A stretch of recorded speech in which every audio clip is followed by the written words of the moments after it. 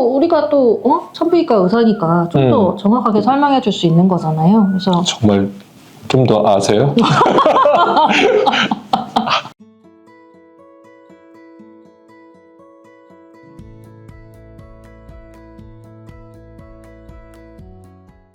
안녕하세요. 난임 전문의 이영훈입니다. 안녕하세요. 이유정입니다. 최근에 제가 난임 파트는 아닌데 들었던 질문이 있어요. 평소에 듣지 못했던 질문이라 특이하기도 하고 이유정 원장님하고 같이 이야기해보면 좀 어색하기도 하지만 재밌을 것 같아서 바로 산부인과 의사들은 자녀 성교육을 어떻게 할까라는 질문이 있었어요. 사실 저희들도 자녀들에게 성교육을 하는 게 조금 부끄럽기도 하잖아요. 네, 맞아요. 아직 뭐 어떻게 설명을 해야 될지 고민이 되기도 하고 미리 고민을 좀 해야 될 것 같기도 하고요. 제가 도움이 될지 아무튼 그래요. 네. 사실 우리 때는 성에 대해서는 올바르고 자세한 교육을 받지 못했잖아요. 네네. 하지만 이제 시대도 많이 바뀌어서 제대로 된 또는 약간 오픈된 교육이 진행되어야 되지 않나 이런 생각을 하고 있어요. 네, 맞아요. 그래서 오늘은 유정 원장님하고 같이 유정 원장이 아직 아기가 좀 작은 아이지만 네. 올바른 성교육을 위해서 어떻게 지도하는 게 좋은지 저의 이야기를 한번 나누어 보려고 합니다. 오늘도 영상 끝까지 화이팅! 아이가 성에 대해서 물어본다면 사실대로 말해 줄 거냐고는 질문이 있었는데요. 저는 사실대로 말해 주려고 노력을 해요. 근데 뭐 책임을 질 수 있는 범위 내에서 최대한 누려라 라는 쪽으로 이야기를 하고 싶은데 이게 좀 애매하잖아요. 이게 인간이 가질 수 있는 행복 중에 하나라고 하니까 이 관계도 이렇게 공부하는 것처럼 때도 있고 시간도 있다 이렇게 말하는 것 같아요. 너무 막 멀리 하는 것도 아닌 것 같고 너무 막 가까이 하는 것도 좀 아닌 것 같고요. 근데 책임을 질 수 있는 범위 내에서 스스로 결정하고 누리기 바란다라고 말을 해요. 요즘은 확실히 아이들이 좀 빠르잖아요. 뭐 영상 때문인 것도 있고 아니면은 뭐 때문인지 모르겠는데 실제로 애들이 좀 빠른 것 같아요. 그래서 뭐 7, 8살만 돼도 벌써 엄마 애기는 어떻게 만들었어? 뭐 애기는 어떻게 해나? 뭐 이런 건 이미 물어봤던 것 같고 그래서 나이대에 좀 맞게 그때그때 설명을 좀 해줘야 될 것 같다는 생각이 드는데 뭐 아직 7, 8살 애들한테 뭐 정자난자를 설명해 줄 수는 없는 거니까요. 그래요. 그러면 이게 성교육을 관계에 대해서 말을 해야 한다면 몇 살부터 어떻게 말해야 되는지가 좀 난감하죠. 근데 제가 이제 저도 건너 들어서는 초등학교 친구들도 이미 관계를 어떻게 하고 이제 남녀가 어떻게 관계를 하고 뭐 이런 것들에 대해서 이미 다 알고 있다고 저도 이제 건너 들어서 예전에 저희가 중학교 때부터 했다면 이렇게 학교에서 뭐 성교육 시간 뭐 이런 걸로 중학교 때부터 했다면 이제는 조금 더 빨라지지 않. 제가 잘 모르나요? 초등학교부터 이미 하고 있나? 잘 모르겠는데.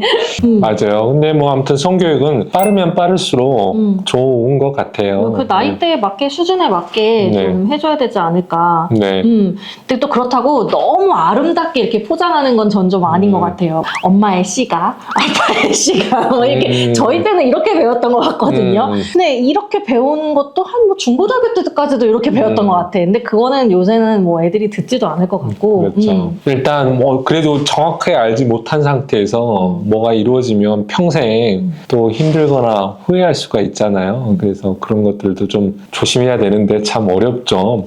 저는 이렇게 아이랑 이야기되고 이렇게 정보를 주고받을 수 있을 때 그때부터서 이제 조금 이야기가 깊게 된 것 같아요. 그래서 저 같은 경우는 남자아이니까 저는 이게 남자아이를 위주로 이야기를 해드리면 애들이 집중을 잘 못하잖아요. 이 대화를 한 3분 정도 좀 이야기가 된다. 얘랑 이렇게 좀 토킹이 된다. 이때쯤부터서 이게 이야기를 좀 해보는 게 네. 좋지 않을까 싶어요. 네네네. 근데 이제 참 어려운 게 전후 관계 같아요. 그러니까는 이게 좀 철학적이기도 하지만 제가 이제 개똥 철학을 말하면 이게 말씀드릴게요. 이게 네. 책임을 가르쳐 주면 네. 즐기지를 못해요. 네?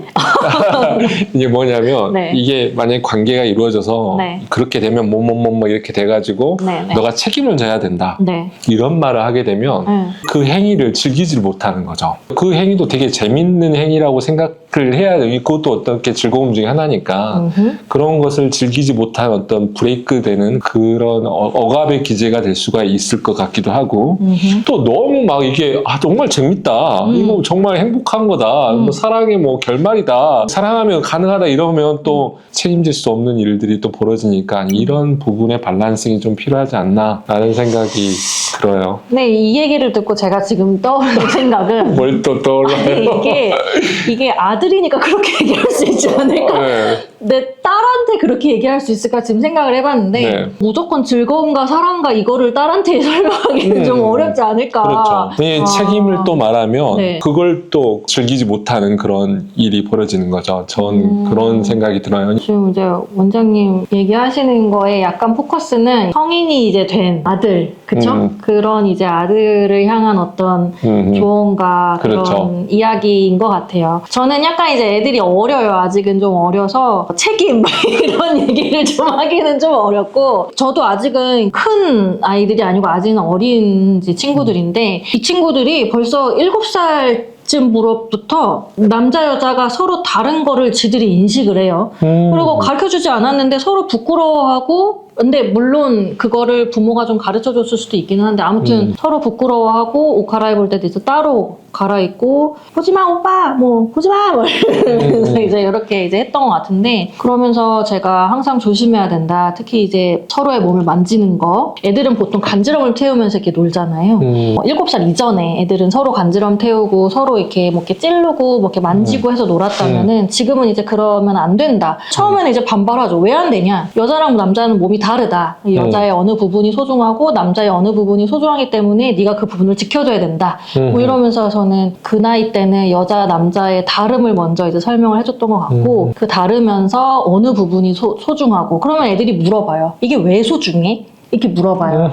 애들이 요새는 되게 빨라서 그러면 이제 아직은 이제 어린 친구들이니까 정자 난자 뭐 이렇게까지는 좀 그렇지만 분명히 이 부분으로 인해서 나중에 이제 어른이 돼서 뭐 애가 만들어진다 뭐 요 정도까지 요 정도까지 좀 설명을 해줬던 기억이 있고 좀 더 크면은 좀 더 디테일하게 설명을 해줘야 될 것 같아요. 뭐 관계는 어떻게 하는 건지 어떻게 아기가 만들어지는 건지 그런 것들을 감추면은 안 될 것 같거든요. 물론 애들이 이미 엄마 아빠가 알려주기 전에 알기는 해요. 친구들하고 이미 이 얘기를 하기도 하고 뭐 영상을 보든 간에 다 알기는 해. 근데 이제 그렇게 아는 것과 부모가 알려주는 것은 좀 차이가 있고 또 우리가 또 산부인과 의사니까 좀 더 정확하게 설명해 줄 수 있는 거잖아요. 그래서 정말 좀 더 아세요?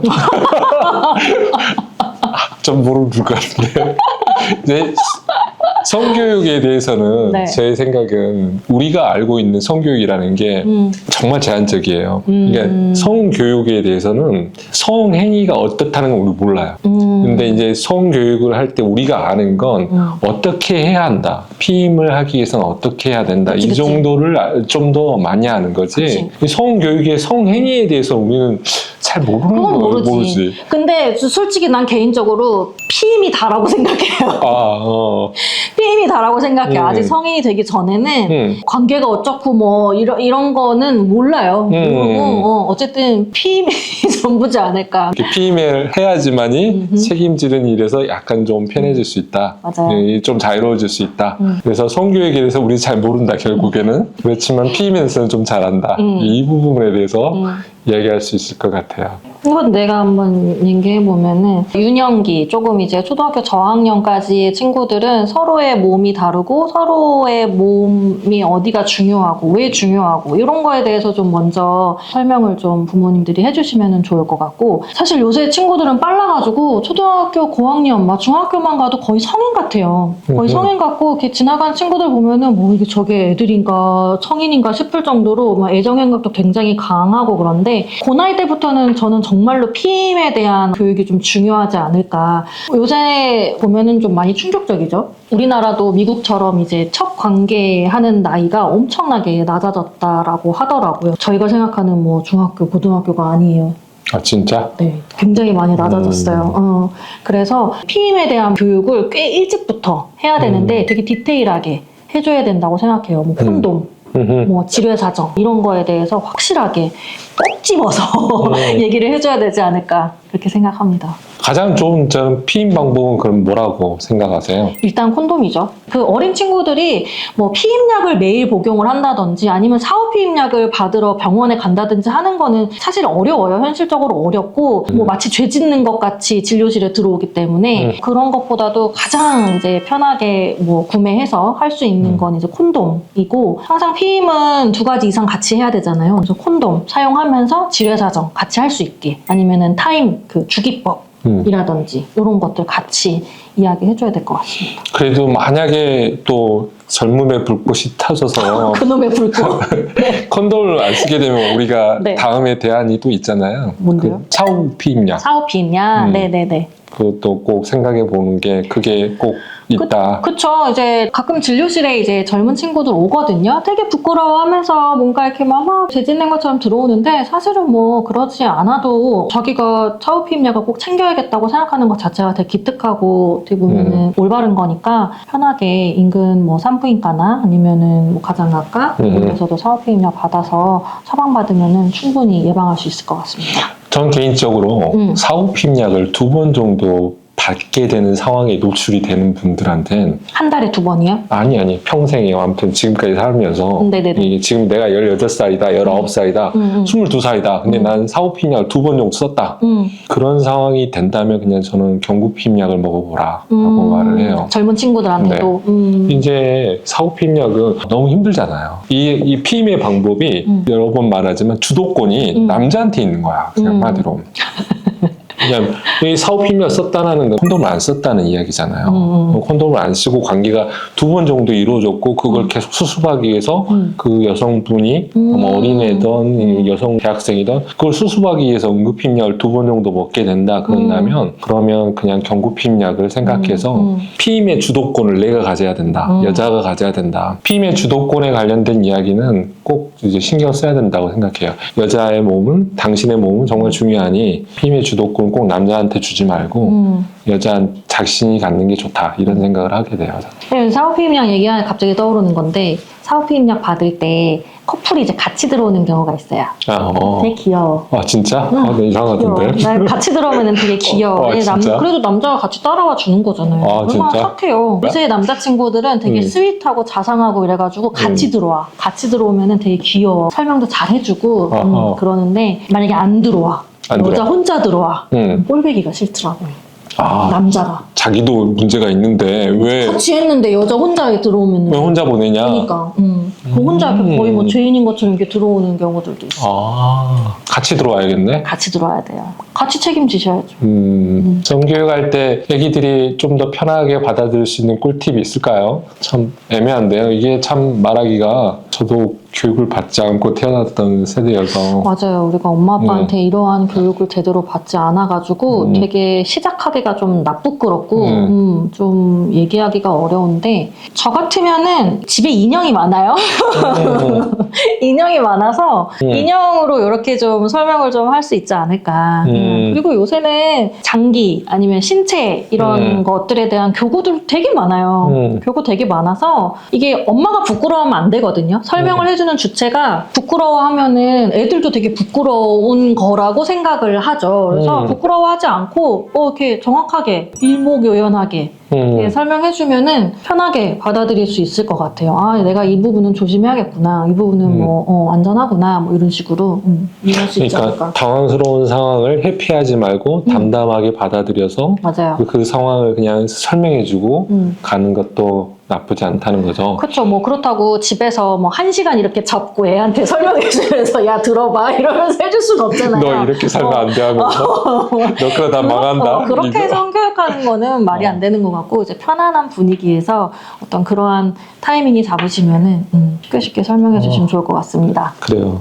저는 어렸을 때 야한 장면 나오면 저 혼자 방으로 들어가고 어머니 아버니 둘이 보시라고 그렇게 했던 게 기억이 나는데 저도 교육을 받은 적이 없어가지고 참 당황스럽긴 하네요. 아마 그런 장면이 나오면 그러면 오히려 그런 장면을 기회로 삼아서 한번 성교육하는 것도 방법이 되지 않을까 싶어요. 오늘은 이렇게 저와 유정 원장님과 함께 자녀에게 어떤 방식으로 성교육을 해야 되는지 이야기를 나눠봤습니다. 지금 이 영상을 보시는 분 중에서 아마 아이들한테 어떻게 성교육을 해야 할지 고민과 걱정이 되는 분들이 많을 것 같아요. 저희도 전문이긴 하지만 애기들에게 교육을 한다는 게 쉽지만 않더라고요. 네, 맞아요. 무엇 하나 정해진 기준이 없으니까 더욱 그런 것 같습니다. 맞아요. 케이스 바이 케이스. 그 아이의 눈치를 잘 봐서 훅 들어가거나 아니면 천천히 들어가거나 이런 것들이 중요할 것 같아요. 올바른 성생활을 위해서는 자라는 과정에서 적절한 어떤 타이밍을 맞춰가지고 정보를 소프트하게 또는 많이 이렇게 제공하는 게 필수인 것 같습니다. 아이가 이해할 수 있는 선까지 그리고 그 선을 살짝 좀 더 오버해서 차근차근 이야기해 주는 게 분명히 도움이 될 것 같아요. 네. 오늘 말씀드린 내용 외에 알고 싶은 주제가 있다면 댓글로 남겨주세요. 다음에도 유익한 정보로 찾아뵙도록 하겠습니다. 다음에 만나요. 다음에 만나요. 구독, 좋아요 알림 설정까지 부탁드립니다.